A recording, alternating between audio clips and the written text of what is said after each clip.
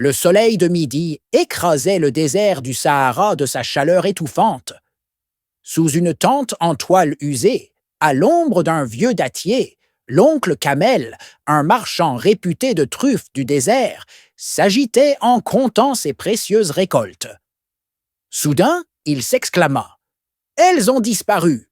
Mes meilleures truffes, appelées aussi terre-fesse, celles que je devais vendre au marché. » Un silence pesant s'installa. C'est alors qu'une ombre s'étira sur le sol brûlant. Un fennec élégant, vêtu d'un chapeau de paille et d'une écharpe jaune flottant au vent. « Oncle Camel, que se passe-t-il » demanda Sperper, le détective le plus rusé du désert. « C'est ce maudit chat des sables » gronda l'oncle Camel. « Cyclope, ce voleur, est passé ici cette nuit. Il a tout pris et il a laissé sa marque. Un cache-œil en cuir accroché à un pieu. » Sperper examina la scène, son museau frémissant. Il remarqua des traces de griffes menant vers les dunes. « Ne t'inquiète pas, oncle Camel. Ziggy et moi allons retrouver ces truffes. » Un petit lézard vert, vêtu d'un sac à dos gris rempli d'outils, surgit de derrière un coffre. « Prêt pour une nouvelle aventure, Sperper » demanda Ziggy, les yeux brillants d'excitation. Sperper sourit, ajustant son chapeau.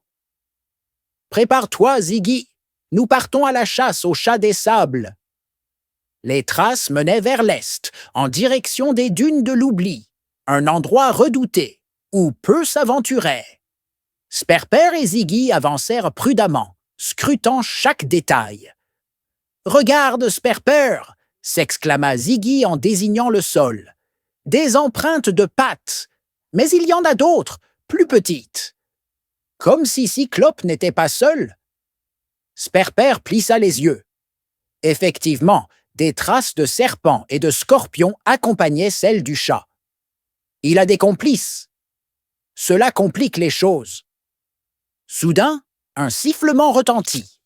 Un scorpion géant émergea des sables, bloquant leur chemin. « Attention, Sperper !» cria Ziggy en reculant. Mais Sperper était rapide. D'un bond, il évita la queue venimeuse et attrapa une poignée de sable qu'il jeta aux yeux de la créature. Le scorpion, aveuglé, s'enfuit en hâte. « Bien joué !» s'exclama Ziggy soulagé. Sperper sourit, mais son regard resta sérieux. « Nous ne sommes pas au bout de nos surprises. Continuons. » Et voilà, c'est la fin de cet premier épisode. Si tu as aimé, n'oublie pas de laisser un like et de t'abonner pour ne rien manquer de la deuxième épisode et de prochaines aventures. On se retrouve très bientôt.